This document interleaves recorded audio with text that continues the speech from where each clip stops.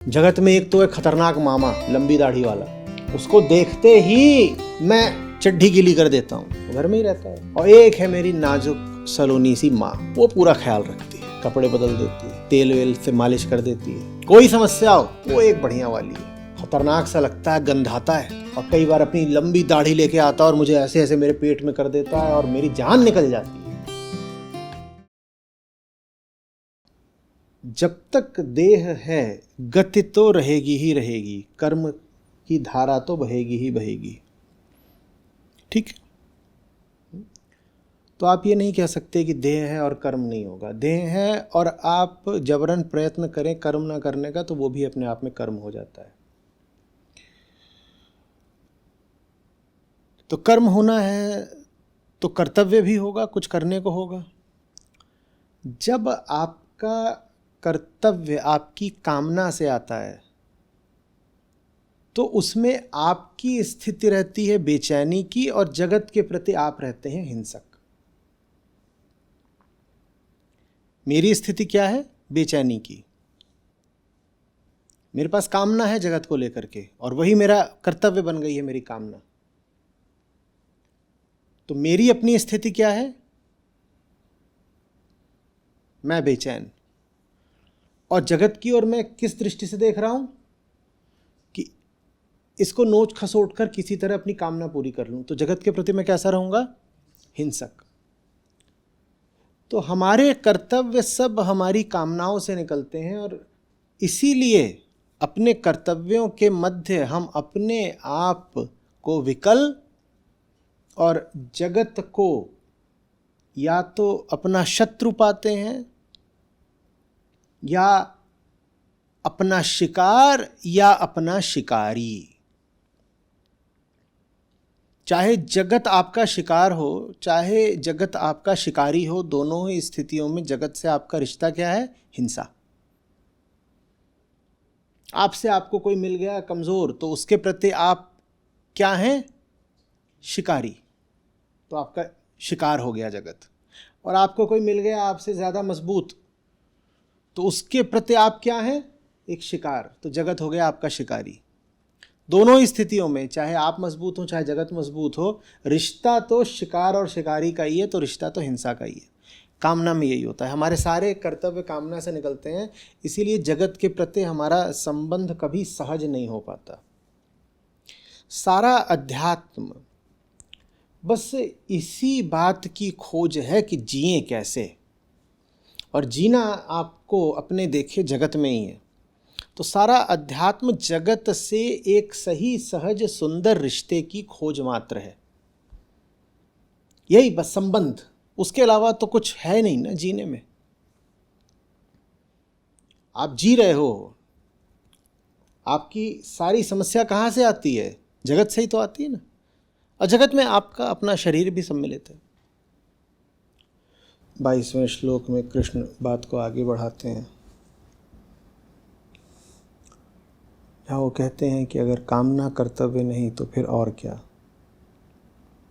और बड़े सुंदर तरीके से स्वयं को ही सामने रखकर उदाहरण बनाकर वो कह देते हैं, कहते हैं मुझे देखो अर्जुन, मेरे पास क्या बचा है दुनिया से पाने को? इस जगत से प्राप्तव्य मेरा कुछ नहीं, लेकिन फिर भी मैं लगातार कर्म करे जाता हूँ। तो मेरा कर्तव्य कामना से तो नहीं आ रहा होगा ना, कहीं और से आ रहा होगा। कहाँ से आ रहा है, इसी पर आज विचार करेंगे।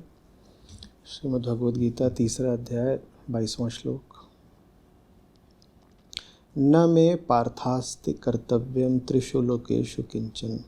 पार्थ, तीनों लोकों में मेरा कोई कर्तव्य नहीं है। ये जो 3 लोक हैं, इसको अगर आप पारंपरिक पौराणिक तरीके से पढ़ेंगे तो फिर आप कह देंगे कि एक लोक है जिसमें स्वर्ग नरक होते हैं, और एक इहलोक है, यही जो पृथ्वी लोक मर्त्य लोक है, और फिर एक इससे नीचे का होता है पाताल लोक। तो ऐसे कह देंगे। और वेदांतिक अगर तरीके से इसको पढ़ेंगे तो आप कह देंगे कि जागृत, स्वप्न, सुषुप्ति। तो चेतना की किसी भी अवस्था में मेरे पास करने के लिए तो कुछ है नहीं, न कर्तव्य है न प्राप्तव्य है, लेकिन फिर भी मुझे देखो मेरा कर्म निरंतर रहा आता है। बहुत सुंदर और बहुत प्रेरणास्पद श्लोक है ये। न मे पार्थास्ते कर्तव्यम त्रिषु लोकेषु किंचन, न अनवाप्तम, अप्राप्त मुझे कुछ नहीं है, और इसी तरह न अवाप्त वयम, न ही मेरे लिए कुछ प्राप्त करने को है, न मुझे कुछ अप्राप्त है और इसीलिए मुझे आगे कुछ प्राप्त करने को भी शेष है नहीं। वर्त एव च कर्मणि, लेकिन इसके बाद भी मुझे देखो मैं कर्म में ही वर्तता हूँ, मैं कर्म में ही रत हूँ। न अनवाप्तम अव्याप्त वयम वर्त एव च कर्मणि, उसके बाद भी मैं कर्म में निरंतर रत रहता हूँ, जबकि मुझे कुछ पाने को बचा नहीं है, मेरी जगत से कुछ कामना नहीं है। तो जगत के प्रति कामना से चलकर कर्म करना बहुत आसान होता है, उसी को हमने कहा कामना कर्तव्य। ठीक है, कामना कर्तव्य की निशानियाँ क्या होती हैं, इनको थोड़ा लिख लीजिएगा।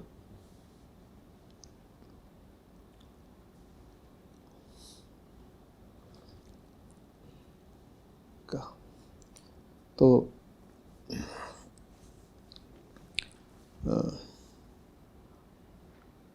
कॉलम ही बना लीजिए, कॉलम बना लीजिए, उसको शीर्षक दीजिए कामना कर्तव्य।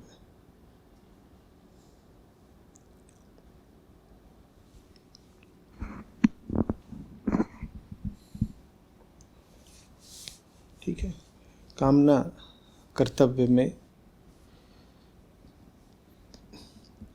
सबसे ऊपर लिखिए दर्शन।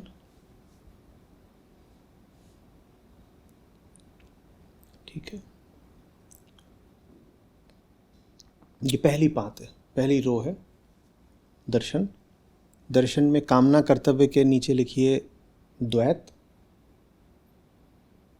दर्शन में, दर्शन के आगे लिखिए द्वैत कामना कर्तव्य के नीचे, और जो अगला कॉलम है उसको लिखिए करुणा कर्तव्य। हाँ, दो कॉलम है, एक का शीर्षक है कामना कर्तव्य और दूसरे का है करुणा कर्तव्य।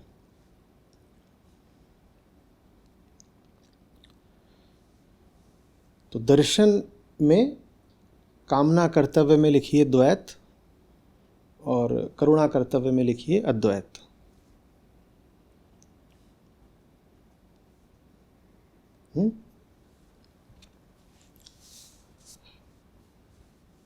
अब द्वैत आपने लिख दिया है, अद्वैत लिख दिया है, तो फिर लिखिए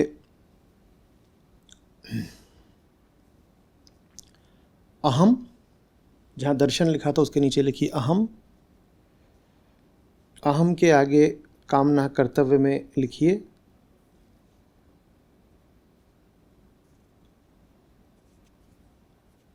अपूर्ण।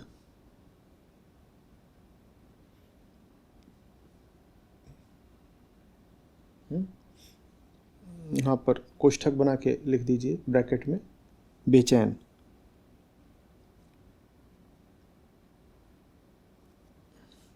और करुणा कर्तव्य में लिखिए आनंदित।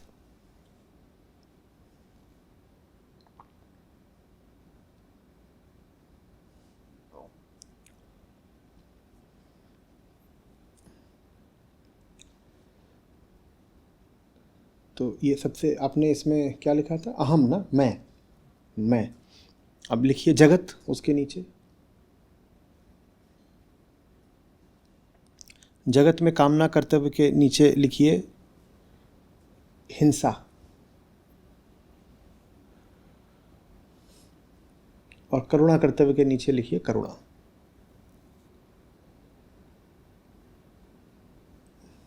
इसको अच्छे से समझिए।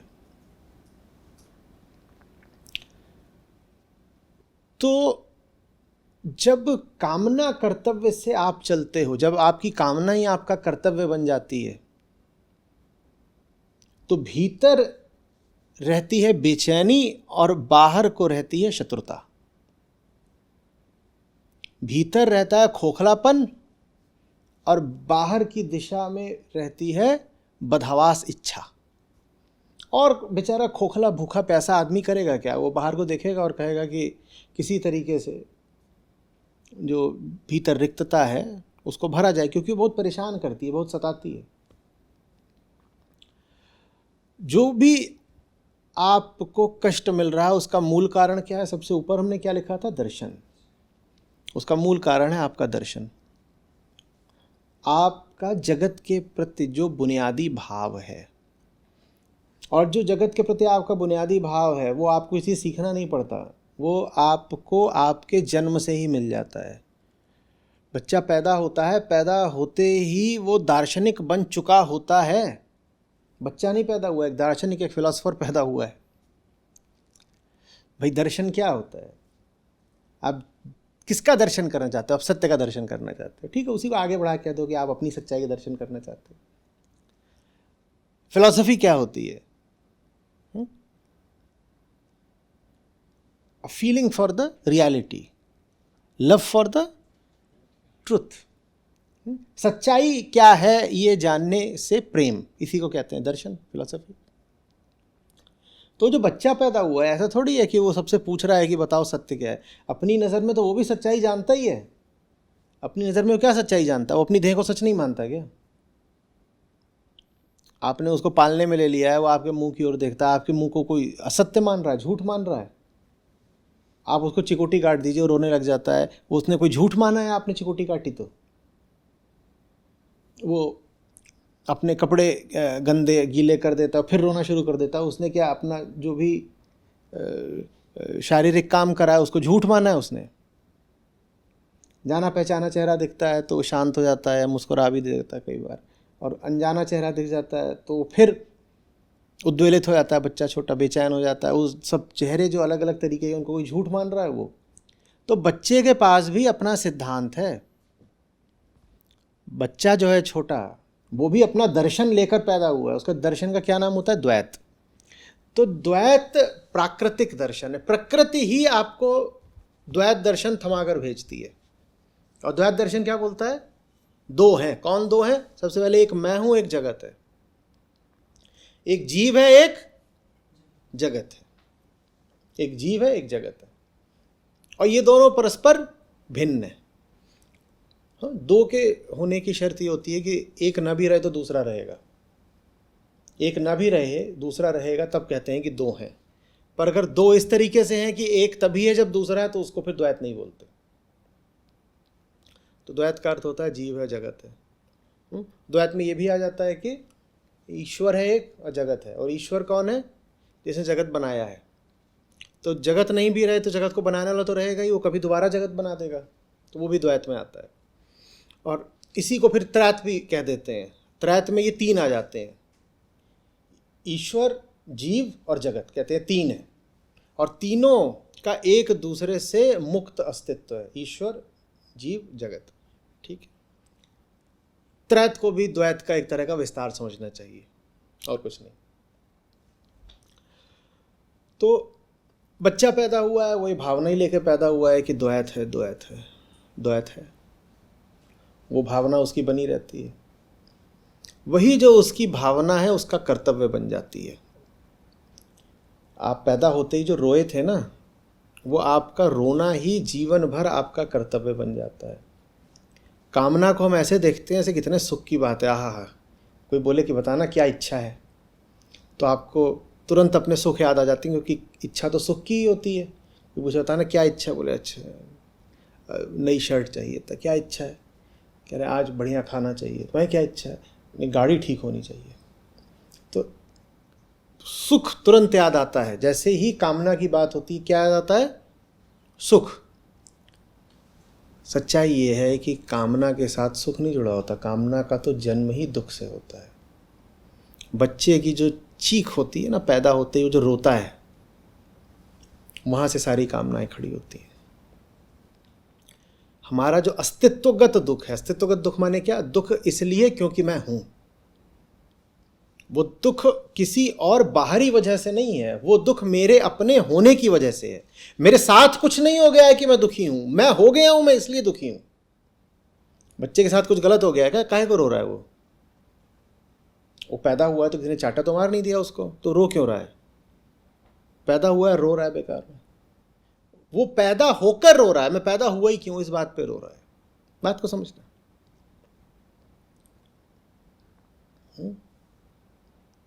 अस्तित्वगत दुख, अस्तित्वगत दुख कामना बन जाता है, वही कामना कर्तव्य बन जाती है। हम उन कर्तव्यों पर चलते रहते हैं और फिर बड़ी हमको उलझन होती है। हम कहते हैं जीवन भर कर्तव्यों का पालन किया, चैन क्यों नहीं मिल रहा? क्योंकि तुम जिस कर्तव्य पे चल रहे हो उसका दूसरा नाम क्या है? पीछे को चलो जरा।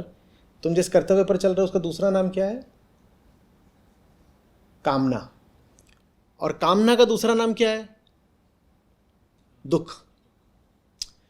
तुम्हारा कर्तव्य कहां से आया है? कामना से। और कामना कहां से आई है? तो भाई तुम दुख के रास्ते पर चल रहे हो और मांग क्या रहे हो? जल्दी बोलो। सुख। राह चली दुख की और मांग रहे हो। मजेदार बात यह है कि दुख की राह का ही नाम सुख होता है, क्योंकि कामना क्या बोलती है? सुख दूंगी। कामना आती कहां से है और बोलती क्या है? तो दुख की राह का ही नाम सुख है। जो राह आपको सुख की ओर ले जा रही हो, निसंदेह वो शुरू होती है दुख से ही। तो जो कामना कर्तव्य पर चलते हैं, जिनसे पूछो कि हाँ भाई क्या करना है, तो वो अपनी कामना से सलाह करके आते हैं। उनसे पूछो हाँ भाई आज क्या करना है, आज रविवार है, आज क्या करना है, तो ऐसे मुड़ेंगे, वहाँ कामना बैठी होगी, उससे पूछेंगे बताओ आज क्या करना है, तो कामना जो कुछ बताएगी वो कर डालेंगे। ऐसों को दुख की ही प्राप्ति होती है, ऐसों को बस दुख की प्राप्ति होती है। तो कृष्ण जब कह रहे हैं न मे पार्थास्ति कर्तव्यम त्रिशूलकेषु किंचन, तो वो कह रहे हैं मेरे पास कामना के चलते इस जगत में पाने को कुछ नहीं है, न मुझे कुछ अप्राप्त है, न मुझे कुछ प्राप्तव्य है। मेरे पास ऐसी कोई कामना नहीं है जो ये संसार पूरी कर सके पार्थ। तो वो जो पहला कॉलम है वो तो मेरे लिए अब अप्रासंगिक हो गया। पहला कॉलम कौन सा? कामना कर्तव्य। उसका तो मेरे लिए कुछ बचा नहीं, क्योंकि वो उन्हीं के लिए है जो दुख के बीज से पैदा होते हैं और जीवन भर अपने दुख को ही वृक्ष बना करके बड़ा करते रहते हैं। उससे मेरा कोई लेना देना नहीं पार्थ। तो क्या करे कोई, अगर कामना पर न चले तो जिए कैसे? जीना तो है। ये भी थोड़ी देर पहले हम कह रहे थे कि जब तक जिंदा हो तब तक काम तो करोगे, कर्तव्य तो रहेगा। कुछ ना करो, मान लो कुछ नहीं करे, पड़े हुए हो, तो भी अगर कोई पूछता है क्या किया दिन भर, तो बोलते तो हो ना सोए थे। ये थोड़ी बोलते थे कुछ नहीं किया, कुछ तो करा ही। क्या करा? सोए। सोए, कुछ तो करोगे ही। तो जिनके सामने बड़ा भारी प्रश्न खड़ा हो जाता है, और मुझसे ये प्रश्न पिछले 15 सालों से लगातार पूछा गया है कि आप तो बोल देते हो कि कामना पे नहीं जीना है, कामना पे नहीं जीना, अच्छी बात है, तो जिए कैसे? तो आज कृष्ण उनको उत्तर दे रहे हैं कि कैसे जिए।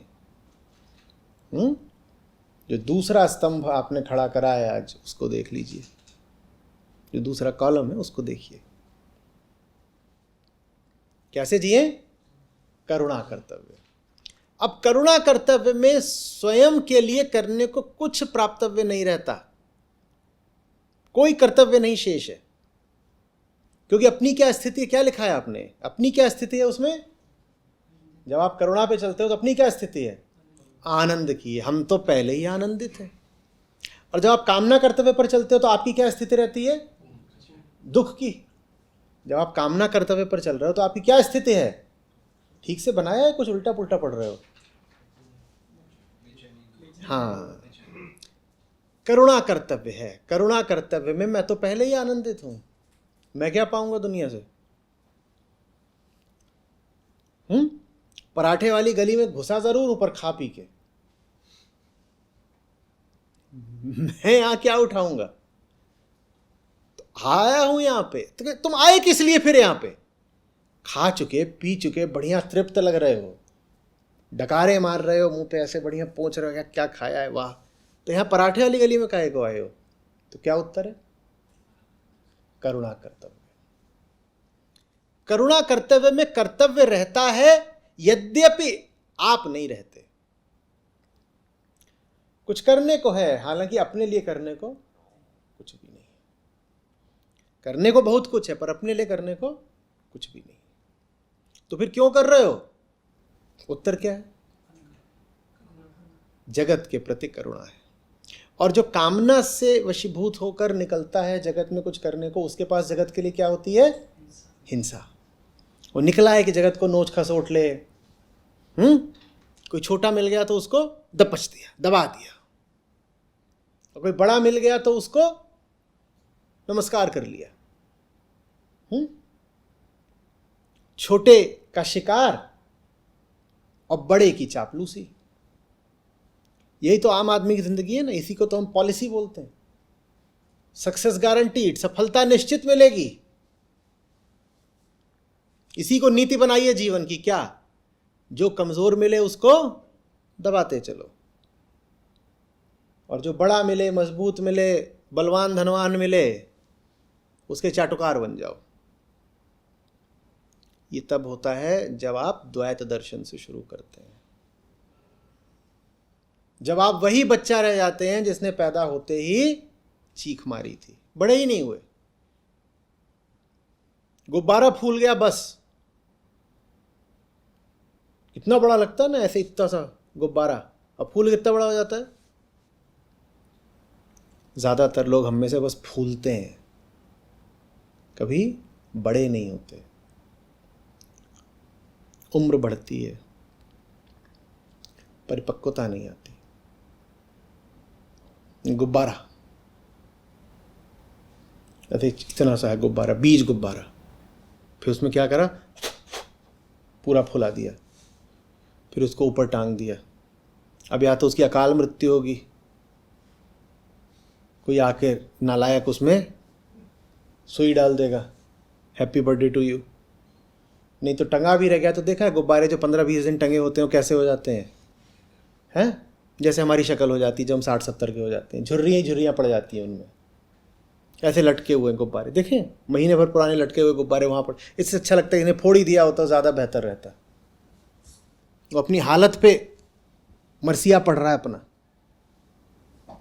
ऐसे लटका हुआ है। क्या है, क्या हो गया इसको?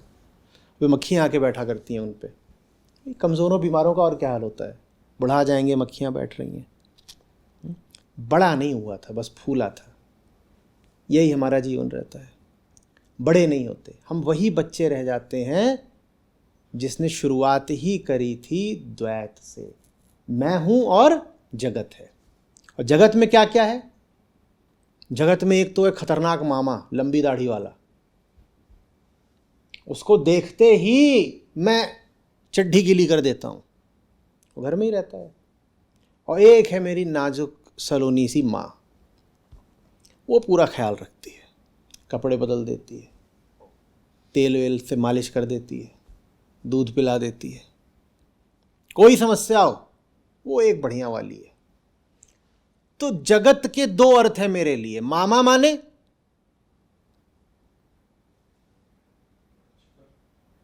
भय, भय कुछ छिनेगा, इसकी इतनी तो भारी आवाज है, इतना बड़ा मुंह है, खतरनाक सा लगता है, गंधाता है, और कई बार अपनी लंबी दाढ़ी लेके आता है और मुझे ऐसे ऐसे मेरे पेट में कर देता है और मेरी जान निकल जाती है।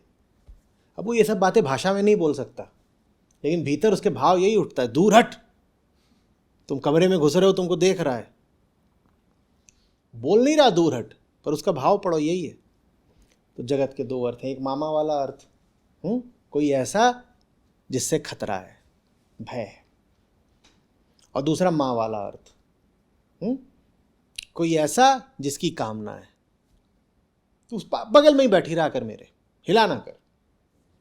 और बड़ा बुरा लगता है, रो के बुलाना पड़ता है, इधर उधर हो जाती है, कहाँ गई कहाँ गई कहाँ गई कहाँ गई, यही रहे यही रहे, बढ़िया चीज़ है, मेरे साथ होनी चाहिए, कोई दिक्कत नहीं होगी। फिर मामा भी आ गया तो ये संभालेगी। तो एक क्या है, खोने का डर, दूसरा क्या है, पाने का लोभ। जगत के यही दो अर्थ होते हैं, भय और लोभ, भय और लोभ। और यही जो भय और लोभ है, बहुत अच्छे से आज समझिएगा, बहुत विशेष सत्र है। यही भय और लोभ हमारे कर्तव्य बन जाते हैं। अपने सब कर्तव्यों को ध्यान से देखिएगा, उनमें आपको भय और लोभ ही दिखाई देंगे, भय और लोभ। और भय और लोभ के लिए आपको एक साझा शब्द अगर देना हो तो क्या होता है, अ अ अ अज्ञान। अज्ञान। स्वयं को नहीं जानता, तभी तो जीव और जगत को पृथक समझता हूं ना। पार्थक्य की हमने शर्त क्या बोली थी, दो को आप अलग तभी बोल सकते हो जब एक के न होने पर भी दूसरा रहे। और ये बात बड़ी प्राकृतिक लगती है कि मेरे न होने पर भी, मुझसे पहले भी संसार तो था ही ना, घर तो मेरा मुझसे पहले भी था, और तस्वीरें हैं, मैं पैदा हुआ उससे पहले ये माँ थे, ये बाप थे, एक बड़ी बहन थी, ये देखो उनकी फ़ोटो। तो ऐसा थोड़ी कि मैं पैदा हुआ हूँ तभी जगत आया, ये फ़ोटो है, ये फ़ोटो देखो, अभी मैं पैदा नहीं हुआ हूँ, ये माँ है, ये बाप है, और ये बहन है मेरी बड़ी, वो उधर वो कोने में वो नालायक मामा भी है। तो ये सब मेरा पैदा होने से पहले भी थे, ठीक। और फिर एक पुरानी तस्वीर मिली, उसमें एक पुरानी दादी थी, भी देखो, भी इस तस्वीर में दादी थी, फिर दादी नहीं रही, उसके बाद भी जगत तो है ही ना। तो ऐसा थोड़ी है कि दादी चली गई तो जगत चला गया, समझ में आ रही बात। तो ये बहुत इंट्यूटिव चीज होती है, ऐसा लगता है जैसे सच ही है। हमारा मन करता है इसको बोल दे, प्रत्यक्षम किम प्रमाणम, प्रत्यक्ष प्रमाण है, इंद्रिय प्रमाण है, दिख तो रहा है, कैसे इसको गलत मान ले। नहीं गलत माना जाता, इसीलिए पूरे विश्व में सब दर्शन द्वैतात्मक ही रहे हैं। और दर्शन ने अब जाकर के इस बात को समझा है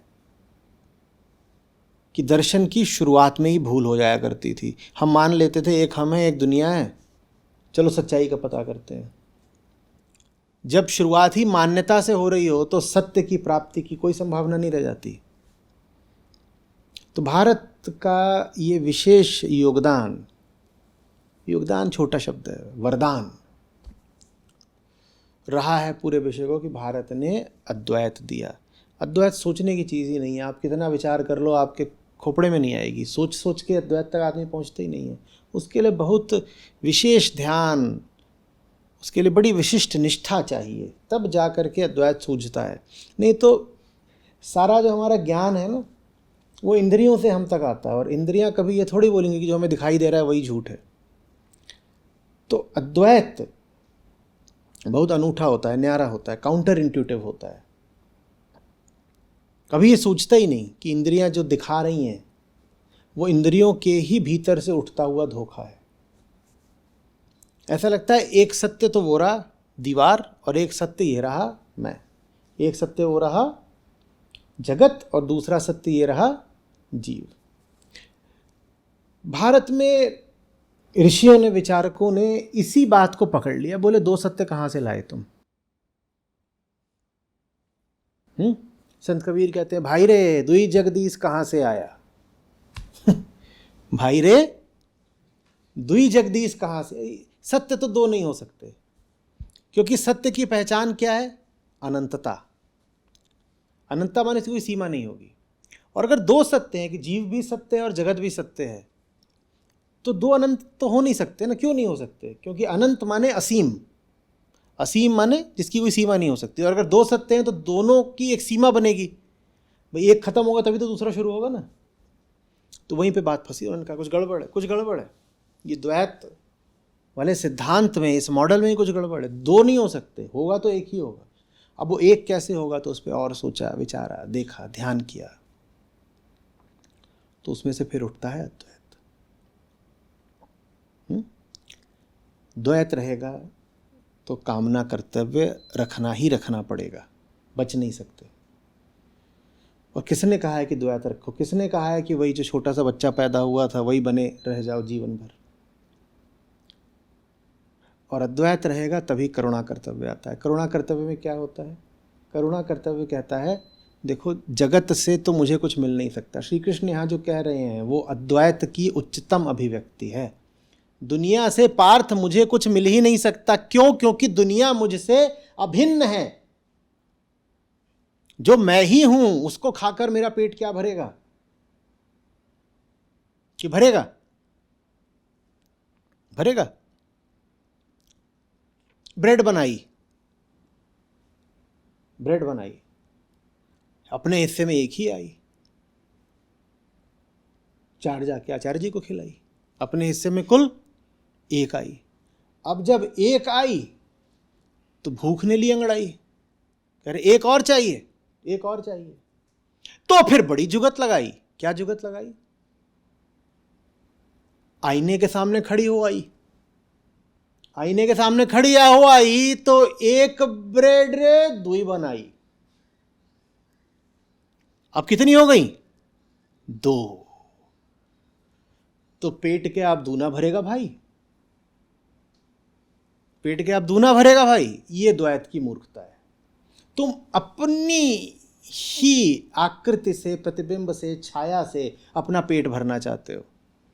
तुम्हारे हाथ में ब्रेड का 1 टुकड़ा है, आईने में देखने पे लगता है 2। तुम कहते हो ये बढ़िया हो गया, मामला दूना हो गया, अब पेट भर जाएगा। पेट भरेगा क्या? पेट नहीं भरेगा। कृष्ण वही कह रहे हैं, इस जगत से बेटा किसी का पेट नहीं भरता, क्योंकि ये जगत तुम्हारी ही छाया है। इसीलिए मेरे पास नहीं है कुछ भी पाने को अनवाप्तम, और न ही मेरे पास कुछ ऐसा है जिसकी मैं कामना कर सकूं। अवाप्त व्यम।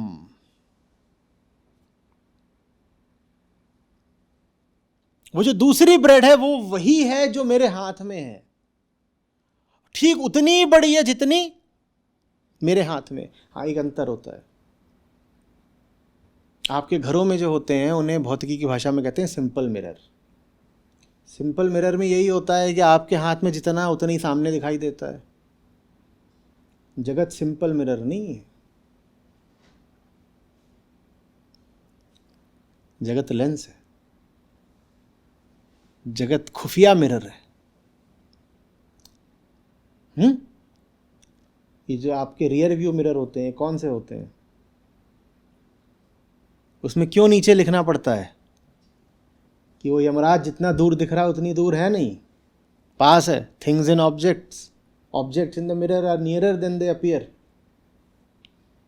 है ना? वैसे ही होता है। तो आपके हाथ में छोटा सा ब्रेड का टुकड़ा है और जगत जो है वो है कन्वेक्स। तो उसमें आपको क्या दिखाई देगा? वो कितना बड़ा? इतना बड़ा। तो तुरंत आपके भीतर भावना क्या आएगी? मैं तो हूं इत्तू, और ये जो सामने है वो है इतना, वो इतना बड़ा है ना? मेरे पास तो 10 ग्राम ब्रेड है और जगत में 10 किलो ब्रेड है। यही रहता है ना। मेरे पास 10 रुपया है और दुनिया में 10 करोड़ है। मेरे पास 1 रुपया है, बैंक में 1 अरब रुपया है। वो कुछ नहीं है, वो मैग्नीफाइंग मिरर है बस। जो आपके पास था आपको वही दिख रहा है, बस बड़ा होके दिख रहा है। ये बात पहचानना बहुत मुश्किल है। श्री कृष्ण जैसा ही कोई पहचान सकता है। जब पहचान लेते हो तो बोलते हो पार्थ, वो मेरा ही 1 रुपया है जो जगत में मुझे 1 अरब होकर के दिख रहा है। जगत के पास 1 अरब है ही नहीं, जगत के पास उतना ही जितना मेरे पास है। कुछ नहीं है जगत के पास जो मेरे पास ना हो। उसको पा भी लूं, 3 गुणों का मैं बना और 3 गुणों का ही ये जगत, और तलाश है मुझे चौथे की। 3 मेरे पास है, 3 जगत के पास भी है। हाँ, मात्रा का, संख्या का अंतर हो सकता है। जो 3 मेरे पास हैं वो मेरे पास 1-1 किलो हो सकते हैं और जगत के पास वो 1-1 कुंटल हो सकते हैं। पर एक बात बताओ भैया, तुम चाह तो चौथे को रहे हो ना। वो 3 तुम्हें बहुत सारे भी मिल गए तो तुम्हारा पेट थोड़ा ही भरेगा कि भरेगा? ये जो ब्रेड लेकर के गई थी वो रूखी थी, उसमें कुछ नहीं लगा हुआ था, ना उसमें तेल लगा हुआ था, ना उसमें जैम लगा हुआ था। बहुत बड़ी ब्रेड दिखाई दी आईने में, पर वो ब्रेड भी, बोलो, रूखी है, बड़ी है पर तुम्हें तलाश बड़ी ब्रेड की नहीं है, तुम्हें तलाश कुछ इसमें लग जाए, थोड़ा मुलायम हो जाए। और अगर वो तुम्हारी ब्रेड में नहीं है तो वो, जल्दी बोलो, वो जगत में भी नहीं होगा। जो तुम्हारे पास नहीं हो तुम्हें जगत में भी ढूंढे ढूंढे नहीं मिलेगा। तुम्हारे पास प्रेम नहीं है तुम्हें जगत में प्रेम मिल जाएगा क्या? तुम्हारे पास चैन नहीं है तुम्हें जगत में चैन मिल जाएगा क्या? लोग यही सोचते हैं, कहते कोई प्यार नहीं करता, कोई प्यार नहीं करता। प्यार उसको ही मिलता है जिसके पास प्यार होता है। आईने में तुम्हारी ब्रेड में जैम तभी लगा होगा जब तुम्हारे हाथ की ब्रेड में जैम लगा होगा, नहीं तो आईने की ब्रेड बड़ी तो बहुत हो सकती है, उसका मैग्निफिकेशन हो सकता है, उसके आकार का संवर्धीकरण हो सकता है, लेकिन अगर तुम्हारी ब्रेड में जैम नहीं है तो आईने की ब्रेड में भी जैम नहीं हो सकता। बड़ी हो जाएगी लेकिन मीठी नहीं हो पाएगी। तो प्रेम भी उन्हीं को मिलता है कि बस प्रेम होता है।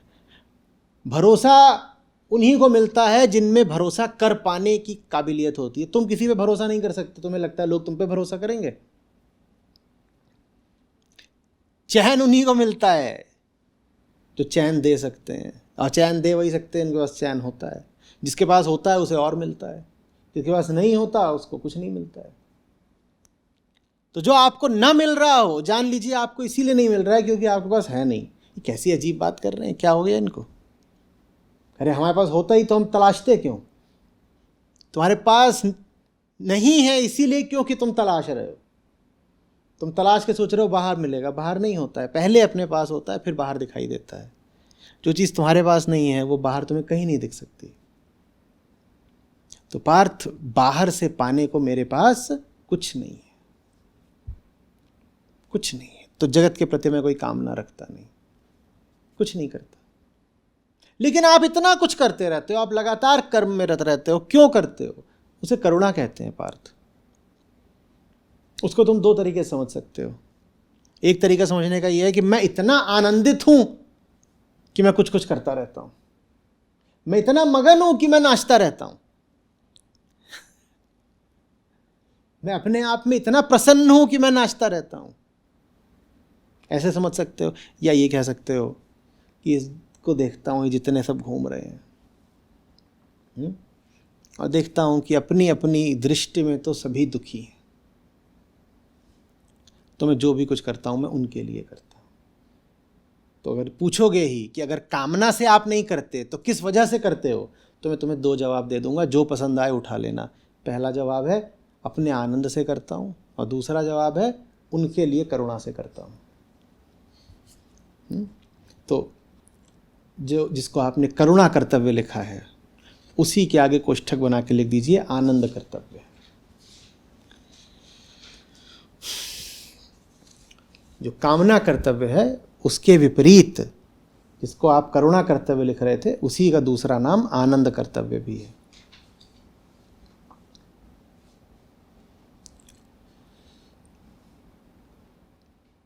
क्यों कर रहे हो? खुश हूं इसलिए कर रहा हूं। नहीं, पर हम जब खुश होते हैं तो हम कुछ नहीं करते, जब हम खुश हो जाते हैं तो हम बैठ जाते हैं। हम तो करते ही तभी कुछ हैं जब जिंदगी बिल्कुल बदहाल फटेहाल होती है। दुख जब चरम पे पहुंच जाता है, तुम्हारी गतिविधि भी चरम पे पहुंच जाती है। दुख ही हमारा ईंधन है। तुम्हारी बात ही हमको बहुत विचित्र लग रही है कि तुम्हें दुख नहीं है इसलिए कर रहे हो, और हम तो करते ही तब हैं जब हमें दुख होता है। यही तो अंतर है ना दो तरह के लोगों में। ज़्यादातर लोग इसलिए करते हैं क्योंकि दुखी हैं, और कृष्ण इसलिए करते हैं क्योंकि दुखी नहीं है। ये क्या बात हो गई, नहीं समझ में आई? तो कौन कह रहा है कि ऐसे सुन के समझ में आ जाएगी? जीना पड़ता है। ज़्यादातर लोग कुछ भी क्यों करते हैं? क्योंकि दुखी हैं। दुख का ही दूसरा नाम हमने क्या बोला, क्या है दूसरा नाम दुख का? कामना। तो ज़्यादातर लोग करते हैं क्योंकि कामना है, दुख है, काम कर रहे हैं। और कृष्ण कह रहे हैं न मेरे कामना, न मेरे दुख, न मेरे अपूर्णता, न मेरे बेचैनी, लेकिन देखो मैं क्या डट के काम करता हूं, मैं एक क्षण को नहीं रुकता पार्थ। न दुख, न कुछ प्राप्तव्य, न कुछ शेष है अभी, कोई कामना नहीं, कोई सपना नहीं। कृष्णत्व की एक परिभाषा ये भी हो सकती है, जिसके बाद अब कोई सपना नहीं बचा, वो कृष्ण है। तो कृष्ण बनने का तरीका क्या है? अपने सपनों को पीछे छोड़ो, आउटग्रो योर ड्रीम्स। आप में कृष्णत्व तो आ रहा है अगर आपको अपने पुराने सपने बहुत बौने लगने लगते हैं। अगर अपने पुराने सपने आपको बचकाने लगने लगे हैं तो आप बड़े हो रहे हैं। मेरे पास नहीं है ना कामना ना सपना, पार्थ कुछ नहीं है मेरे पास, लेकिन मजाल है कि मैं एक पल को भी रुक जाऊं। मेरे करने में कोई अंतराल, कोई विघ्न कभी आता नहीं। तो क्यों कर रहे हो? क्या उत्तर दिया है? अपने लिए आनंद से और तुम्हारे लिए करुणा से। ये जो मेरी गीता है, इसमें मेरे लिए आनंद है और तुम्हारे लिए करुणा, बस ये कृष्ण का खुफिया सूत्र है। क्यों कर रहे हो? मुझे आनंद है न तुम्हारे लिए करुणा, इसलिए कर रहा हूं। तुम्हें क्या मिल रहा है इसमें? मिल कुछ नहीं रहा, मिला हुआ है इसलिए कर रहा हूं। क्या मिला हुआ है? आनंद। नहीं पर कुछ मिल तो रहा होगा ना? नहीं, आपका जो पूरा पैराडाइम है वही विकृत है। आप गलत तल पर सोच रहे हो। कुछ मिल रहा है इसलिए नहीं कर रहा, कुछ मिला हुआ है इसलिए कर रहा हूं। आपने देखा है, आपको थोड़ी सी भी खुशी मिल जाती है तो क्या होने लग जाता है? आप जब कुछ हो गया आपके साथ जो आपको बहुत खुश कर गया, या आप बहुत खुश हो जाते हो, तो आप दूसरों के घर में भीख मांगने पहुंच जाते हो या मिठाई बांटने पहुंच जाते हो? ये सुख का लक्षण होता है, वो बांटता है। आप गिनते हो क्या? किसी को घर गए थे, पूरा डब्बा लेकर के उसने 2 उठा लिया, 5 उठा ले, पूरा डब्बा उठा ले जा। ये सुख की बात है। मिला हुआ है तो बांट रहे हैं। नहीं बांटो तो फिर अटक जाता है। नहीं बांट रहे तो माने कहीं कुछ गड़बड़ हो गई है, लोचा। पाया है तो दे ले प्यारे, नहीं दोगे तो पाए पाए फिर खोना क्या रे। तुम्हें कितना मिला है जीवन से, उसकी पहचान ही यही है कि तुम बांटने को कितना आतुर हो। अब बांटना माने ये नहीं कि बांटा और फिर उससे बोला कि अब बांटा है ना तो 2 रुपया दे, या बांटा है तो कम से कम मेरा एहसान मान, नहीं। ऐसे ही बेखुदी में बांट दिया, बेपरवाही में बांट दिया। किसको बांट दिया ये भी पता ही नहीं। कि पूछे किसको दे आए, नाम पता तो पूछा नहीं। ऐसी कोई मिला था उसको दे दिया। कोई हिसाब रखा है? जिंदगी भर से बांट रहे हो, बांटने से फुर्सत नहीं मिली तो हिसाब रख नहीं पाए। जितनी देर में हिसाब रखते उतनी देर में थोड़ा और बांट दिया। समझ में आ रही बात है? ये 2 अलग अलग लोग हैं, ये जीने के 2 अलग तरीके हैं, ये जीवन के 2 केंद्र हैं। एक अहम का केंद्र, एक आत्मा का केंद्र। अहम को कोई भिखारी बोलता है, कोई लुटेरा बोलता है, इन 2 के अलावा उसकी कोई पहचान होती नहीं। या तो भिखमंगा है या डकैत है। या तो भिखमंगा है या डकैत। डकैत से ऐसा लगता है बड़ा भारी आदमी है, बड़ी सी बंदूक होगी, बड़ी बड़ी मूछें होंगी, तो हम उसको बोलेंगे पॉकेट मार, जेब कतरा है। डकैत होने की उसकी औकात नहीं। तो या तो भिखारी है, भिखारी भी क्या, नकली भिखारी। या तो नकली भिखारी है, ठग, या है एकदम चिंदी चोर, पॉकेट मार। ये अहंकार है। और दूसरी ओर खड़े हैं कृष्ण, विराट। बांट रहा हूं, बांटने के लिए आया हूं इस जगत में, पाने को कुछ नहीं है मेरे पास। न मे पार्थास्ते कर्तव्यम त्रिषु लोकेषु किंचन। कामना नहीं है तो कर्तव्य कैसे होगा? तीनों लोकों में कुछ नहीं है, किंचित भी नहीं, एकदम कुछ नहीं। कुछ तो उम्मीद होगी आपकी दुनिया से। क्या उम्मीद रखें? क्या उम्मीद रखें? दुनिया से उम्मीद रखना माने खुद को बेवकूफ बनाना। बहुत सारी कपड़े की दुकानें होती हैं, वहां पे आप जब जाते हो, जिसको फिटिंग रूम या ट्रायल रूम बोलते हैं, तो उसमें आईने ऐसे रखे होते हैं जो आपको लंबा और पतला कर देते हैं। वही जो हर आदमी का सपना होता है, खासकर हिंदुस्तान में।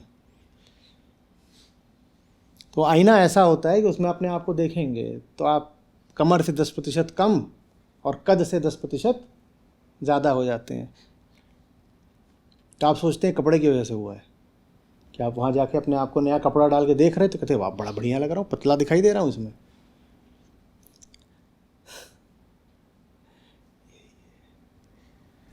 तुम्हें जो दिखाई दे रहा है वो धोखा है। तुम्हें जो दिखाई दे रहा है वो तुम्हारा ही अपना एक विकृत भ्रम है। वो तुम ही हो, तुमसे अलग कुछ नहीं होता दुनिया में। तो दुनिया में फिर इतनी सारी चीज़ें क्यों दिखाई देती हैं? वो वैसे ही है कि जैसे घर में दर्पण है, उसको तोड़ दो, उसके 1000 छोटे छोटे टुकड़े फर्श पर छितरा गए, उनमें क्या सब में एक ही चीज़ दिखाई दे रही है? विषय एक ही हो सकता है। मान लो नीचे यहाँ फर्श पे तुमने बहुत सारा शीशा तोड़ के डाल दिया, ऊपर छत पर पंखा लटका हुआ है, वो पंखे की ही छवि है जो सब टुकड़ों से प्रतिबिंबित होगी, लेकिन सब में कुछ ना कुछ अलग अलग दिखाई देगा। तो एक ही चीज़ है, वो उन सब में अलग अलग दिखाई दे रही है। तो ये भ्रम हो जाता है जैसे 1000 चीज़ें हैं। जगत में ये दिखाई देता है ना 1000 चीज़ें हैं, वो 1000 चीज़ नहीं है, वो एक ही चीज़ है जो सब में अलग अलग थोड़ी थोड़ी दिखाई दे रही। तो लगता है बहुत है, तो फिर आदमी भ्रमित हो जाता है। भीतर से पहले ही वो बेचैन था, इतनी सारी अलग अलग चीज़ें देख के सोचता है चलो अब ये पा लें, वो पकड़ लें, ये कर लें, वो कर लें। और 1000 टुकड़े नहीं हैं, 1,00,000 टुकड़े हैं, 1,00,000 टुकड़े नहीं हैं, 1 अरब टुकड़े हैं, 1 अरब टुकड़े नहीं हैं, अनंत टुकड़े हैं। तुम जीवन भर उनमें से दिखाई देने वाली अनंत वस्तुओं के पीछे भागते रहो, उम्र कम पड़ेगी। जो दिखाई दे रहा है वो समाप्त नहीं होगा। हर बार एक नया आश्वासन, एक नई आशा, एक नया वादा शेष रहेगा। कुछ ना कुछ अभी बचा होगा जो तुम्हें बुला रहा होगा कि आओ, तुमने मुझे तो अभी आजमाया नहीं, मैं हूँ, तुम्हें जो कुछ भी चाहिए तुम्हें मुझसे मिलेगा। पर ये सब माया श्री कृष्ण के साथ नहीं चलती है, बोलते मेरे साथ नहीं चलेगा। समझ में आ रही है बात? अब वो 3 थे, उन पे वापस आओ। बीच में कौन है? बीच में कौन होता है हमेशा? अहम। कामना कर्तव्य क्या हुआ? प्रकृति की ओर जाना। प्रकृति की ओर जाना, प्रकृति में, जमाने में अपने लिए सुख संतोष ढूंढना, ये कहलाता है कामना कर्तव्य। ठीक है। कामना कर्तव्य का अनिवार्य संबंध अज्ञान से है। तो इसीलिए दुनिया में लोग जो दुनिया में खोजते हैं चैन, ये वो होते हैं जिन्हें दुनिया ने ही बताया होता है कि दुनिया में मिलता है चैन। हमारे जो कर्तव्य हैं वो कौन सा हमारी आत्मा से, हमारे बोध से आते हैं? हमें बता दिया गया होता है अगर ऐसा कर लोगे तो बड़े मज़े आएंगे, अगर ऐसा कर लोगे तो बड़े मज़े आएंगे, अगर ऐसा कर लोगे तो बहुत ऐश होती जाती है, एकदम पूछो ही नहीं। नहीं तो तुम्हें कैसे पता कि तुम 2 कमरों के घर में रहते हो, 4 कमरों के घर में ऐश हो जाएगी? तुम्हें कैसे पता? तुम्हारा उसका अनुभव तो है नहीं, पर तुम्हें बता दिया गया है। तुम्हारा अपना कोई अनुभव है क्या? तुम अभी वहाँ पहुँचे नहीं, तो तुम्हारे पास अपना तो कोई अनुभव नहीं है, तो तुम्हें बता दिया गया है कि वहाँ चैन मिल जाएगा, मौज मिल जाएगी। समझ में आ रही है बात? तुम अपनी सब कामनाओं को देखो। कामना का अर्थ ही है कि जो तुमने अभी पाया नहीं। कामना का तो यही तो अर्थ, यही परिभाषा होनी चाहिए ना, जो तुमने अभी पाया नहीं। जो तुमने अभी पाया नहीं, तुम्हें कैसे पता उसको पाकर चैन मिलता है? निश्चित रूप से तुम्हें स्वयं नहीं पता, तो तुम्हें किसी और ने बताया है। तो सारे कर्तव्य उधार के होते हैं, सारे कर्तव्य उधार के होते हैं। तुम्हें क्या पता? तुम्हें क्या पता? तुमने कितनी बार अभी तक विवाह किया है? 2, 6, 8, कितना बताओ? एक बार भी नहीं किया है। तो फिर तुम्हें इतना पक्का कैसे पता है कि शादी करके तो लाइफ बन जाती है? जब तुमने करा नहीं तो तुम्हें पता कैसे? पर तुम्हें भरोसा पक्का है। ठीक वैसे ही जैसे वो पैदा होने वाले बच्चे की चीख पक्की थी, वही गुब्बारा फूल गया है। ये जो सारा ज्ञान है ये उधार का है। तो कितनी अजीब बात है। कामना कहती है कि मैं तुझे पूर्णता दे दूंगी, और जिस चीज से पूर्णता मिलनी है उसका उसे कुछ ज्ञान नहीं। उस चीज की ओर भेजा उसे दूसरों ने है, जगत ने है।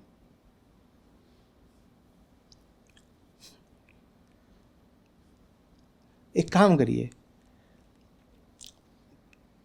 ऐसी 5 चीजें लिखिए जो लोक सत्य माने लोक कर्तव्य के दायरे में आती हैं, कि जो आपको बता ही दिया गया था कि ये तो आपके कर्तव्य होते ही होते हैं। लिखिए, आपको ही पता है, पूरी दुनिया को पता है कि ये तो कर्तव्य होता ही है। बताइए,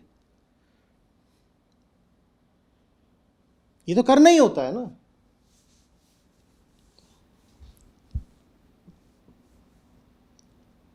बताइए बताइए।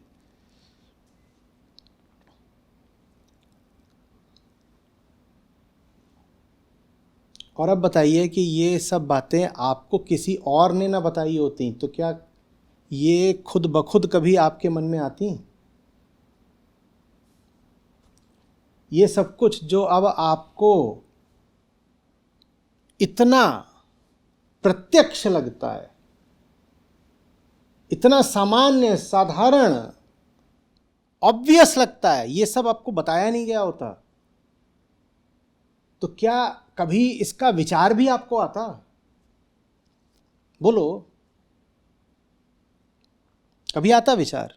हम एक से एक उलझुल काम करते हैं, और चूंकि हम वो काम करते रहते हैं तो हमको लगता है ये काम तो करने ही होते हैं। वो काम करने ही होते हैं कि नहीं करने होते हैं, इसको जांचने का एक तरीका पकड़िए।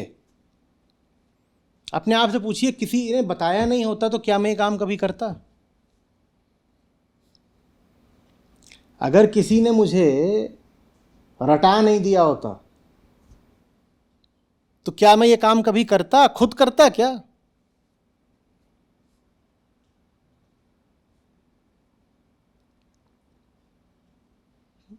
कुछ समाज है उदाहरण के लिए जहां ये है कि महिलाएं इतने मोटे मोटे कानों में बुंदे पहनती हैं, लटकन, तो लटक रहे हैं यहां से, ये भारी भारी, तो वो पहनने के कारण उनके कान ही लंबे हो जाते हैं, और उसको वहां पर सुंदरता का लक्षण माना जाता है। क्या लंबे लंबे कान, इतने लंबे कान है उतनी सुंदर है।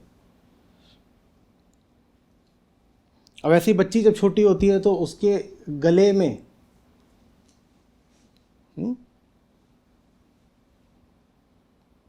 किसी धातु के छल्ले डाल दिए जाते हैं बाहर से, रिंग, तो भी इसकी गर्दन पतली है तो उसको कुछ पहना दिया। अब वो बड़ी होती है तो गर्दन मोटी ही नहीं हो पाएगी, तो उसकी गर्दन एकदम पतली रह जाती है, और जब गर्दन पतली रह जाती है तो गर्दन चौड़ी होने की जगह लंबी होती है। जब लंबी होती है तो उसमें वो और छल्ले डाल देते हैं, तो कुल मिला के गर्दन इतनी लंबी हो जाती है, और वहाँ छल्ले ही छल्ले छल्ले छल्ले, और जितनी लंबी गर्दन और कहीं जितने लंबे कान वहाँ उतना लंबा, और आप उन लोगों से मिलें तो वो कहेंगे पर ऐसा तो होता ही है ना कि जिसकी गर्दन जितनी लंबी वो उतनी ज़्यादा सुंदर।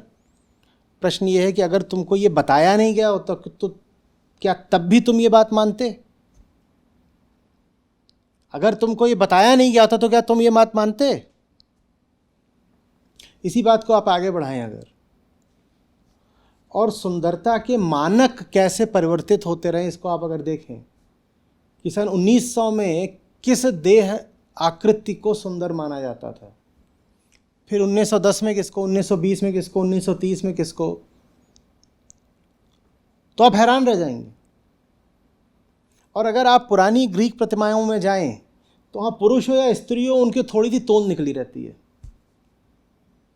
और उस बात को बड़ी सुंदरता की बात माना जाता था कि शरीर में थोड़ी चर्बी तो होनी चाहिए ना। आज जो पुराने ग्रीक देवी देवता हैं उनको आप देखिए, वो कोई आपको नहीं मिलेंगे साइज 0, वो सब के सब थोड़े से थुलथुल हैं, और वो जो थोड़ी चर्बी है शरीर में उसको मानते थे ये सुंदरता चीज़ होती है। इसी तरह आप 1910 की मिस यूनिवर्स को देखिए, फिर 1940 को देखिए, 1970 को देखिए, और फिर सन 2020 वाली को देखिए, आपको बड़ा अंतर दिखाई देगा। लेकिन आज आपका जो पैमाना है सुंदरता का, आप उसी को सुंदरता ही मानते हो। आप ये नहीं कहते कि ये मेरी सुंदरता का पैमाना है, आप कहते हो यही तो सुंदरता है। प्रश्न ये है कि आपको बताया नहीं गया होता कि इसको सुंदर बोलते हैं, जो आवर ग्लास फिगर है ये सुंदर कहलाता है, तो क्या आप मानते हैं ऐसा? यहां से हम एक बड़े खौफनाक सवाल पर आ जाते हैं। क्या आपके पास कुछ भी ऐसा है जो आपके पास होता अगर आपको दिया नहीं गया होता?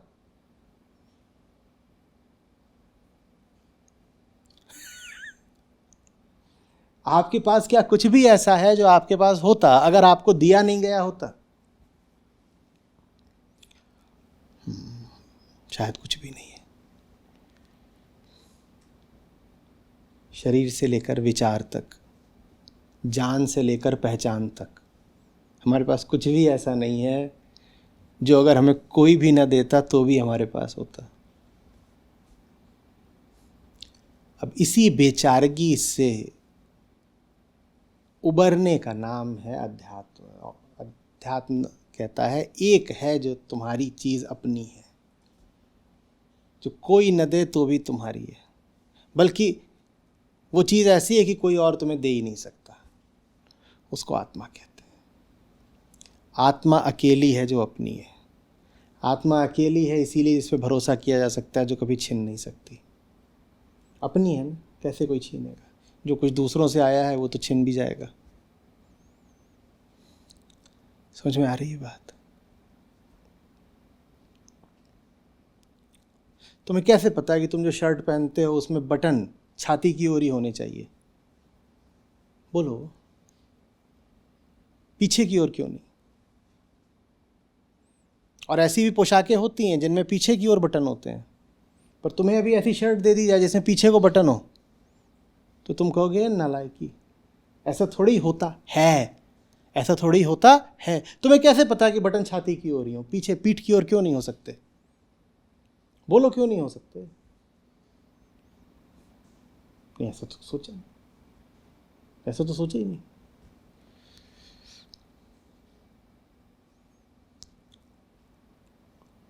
हमारा जो कुछ भी है वो हमें थमा दिया गया है। हमारी अपूर्णता भी हमें थमा दी गई है, हमारी कामना भी हमें थमा दी गई है, और इसलिए हमारे सब कर्तव्य भी थमाए हुए ही हैं। और जीवन का व्यर्थ जाना है उधारी के कर्तव्यों पर अपने आप को निछावर कर देना। कि चीज़ किसी और ने दे दी, पट्टी किसी और ने पढ़ा दी, और उस पर जन्म भर चलने का जिम्मा हमारा हो गया।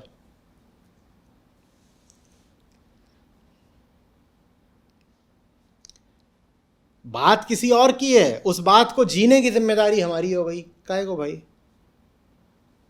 आपके जो भी आदर्श हैं, आप मुझे बताइए, क्या वो आपके अपने हैं? आपके सपने क्या आपके अपने हैं? कुछ भी क्या आपका अपना है? सब अज्ञान से उठा है, और अज्ञान और कामना एक साथ चलते हैं। इसको बहुत अच्छे से लिख लो। इसीलिए कामना ज्ञान से इतना घबराती है, ज्ञान का इतना विरोध करती है। ज्ञान आया नहीं कि कामना चित्त पड़ जाती है बिल्कुल। आज आपको एक साइकिल दे दी जाए जिसका एक पहिया बड़ा हो एक छोटा हो, आप क्या करेंगे? ये क्या चीज़ दे दी है? बेकार की बात, क्योंकि आपके हिसाब से तो दोनों पहिए बराबर होते हैं, क्योंकि आपने दोनों पहिए बराबर देखे हैं। ये सिद्धांत आपके भीतर से नहीं उठ रहा है कि दोनों पहिए बराबर होने चाहिए। ये सिद्धांत देखा देखी का है। आपने आज तक जितनी भी साइकिलें देखी है उनके दोनों पहिए बराबर देखे हैं, तो आपके भीतर ये बात बैठ गई है, सिर्फ देखा देखी बात कि दोनों पहिए बराबर होने ही चाहिए। पर अगर आप साइकिलों का इतिहास देखेंगे तो पुरानी साइकिलों में एक पहिया दूसरे से 3 गुना बड़ा भी होता था। आज वैसी साइकिल आपके सामने आ जाए तो आपके लिए मजाक हो जाएगी, क्योंकि हमारे लिए जो कुछ भी है वो सब देखा देखी है।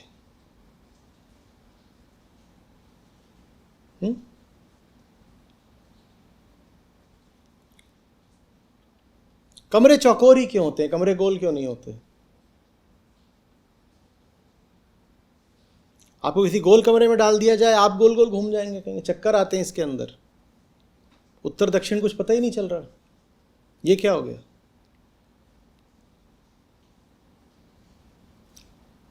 और आपको हैरत होगी ये जान के कि बहुत लंबे समय तक और बहुत जगहों पर कमरे गोल होते थे, नहीं तो अंडाकार होते थे।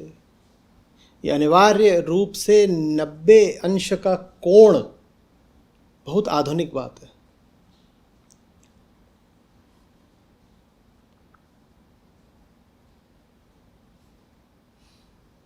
आज कहीं दिखाई पड़ता गोल घर? हर आदमी को पक्का भरोसा है कि घर तो चौकोर ही होता है। तुम्हें कैसे पता? तुम्हें कैसे पता? आपके सामने कोई भी आएगा विचारक, कोई भी आएगा सुलझा हुआ इंसान, आप उसे जो भी बात करेंगे वो बार बार आपसे बस यही पूछेगा, क्या तुम्हें कैसे पता? बेटा तुम्हें इतना आत्मविश्वास क्यों है? तुम कुछ नहीं जानते लेकिन भरोसा तुम्हें पूरा है कि तुम सब जानते हो। तुम्हें कैसे पता? और कामना हमेशा आत्मविश्वास के पीछे चलती है। आप कामना कर सकें इसके लिए आपको एक बड़ा भारी विश्वास चाहिए। बोलिए क्या? आप किसी चीज की तीव्र इच्छा कर सकें इसके लिए आपके पास एक भरोसा होना चाहिए। क्या भरोसा? कि जिस चीज की इच्छा कर रहे हो उसमें इतना मूल्य है, इतनी कीमत, इतनी बखत है। आप किसी चीज के पीछे भागते हो तो इस भरोसे के साथ भागते हो ना कि वो चीज इस लायक है। तो कामना आत्मविश्वास के पीछे चलती है। आप भाग रहे हो किसी चीज के पीछे, कोई आके आपसे पूछे तुम्हें कैसे पता जिस चीज के पीछे जा रहे हो उसमें कुछ रखा भी है? आप हिल जाएंगे।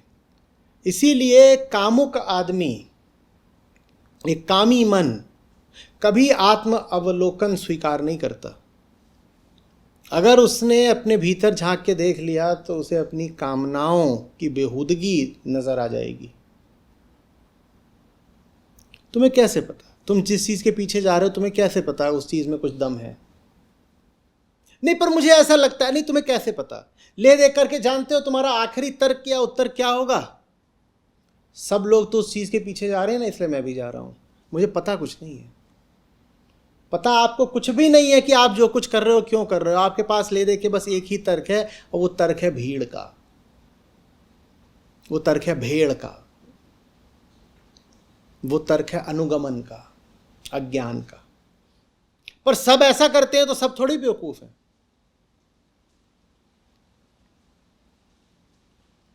और कोई कुछ अलग कर रहा हो तो आप उस पर लांछन ही लगाओगे, अजी हाँ हजारों सालों से करोड़ों लोगों ने जो करा वो तो सब बेवकूफ थे, एक तुम ही बड़े ज्ञानी निकले हो। हमें नहीं पता ये सब हजारों सालों से अरबों लोगों ने क्या करा। हम तो एक बहुत मासूम सा सवाल पूछ रहे हैं। किसी भी कामना के पीछे जाने से पहले किसी भी बात को अपना कर्तव्य बना लेने से पहले क्या मुझे पता नहीं होना चाहिए कि वो चीज़ क्या है, वो बात क्या है? बोलो, एक साधारण सा बिल्कुल नन्हा प्रश्न है आपके लिए। आपने किसी बात को अपना कर्तव्य स्वीकार कर लिया, कैसे करा? बोलो कैसे करा? आप भूल भी गए हो कैसे करा है। और आज आपसे जब कहा जाता है कि खोद कर निकालो अपने मन से कि फलानी चीज़ तुम्हारी कामना कर्तव्य कैसे बनी, तो बड़ी असुविधा होती है।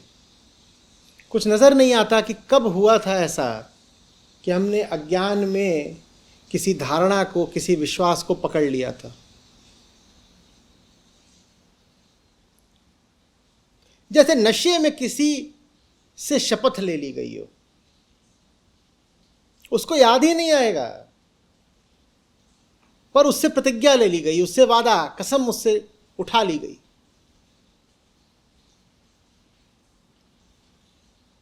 और अब वो नशे से थोड़ा बाहर आता है तो उसको याद दिला जाता है, देखो तुम प्रतिज्ञाबद्ध हो।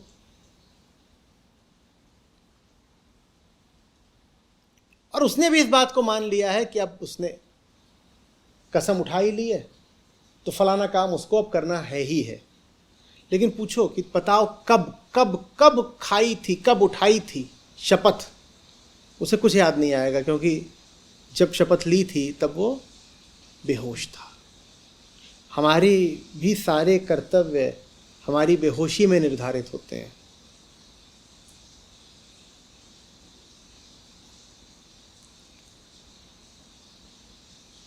समझ में आ रही है बात?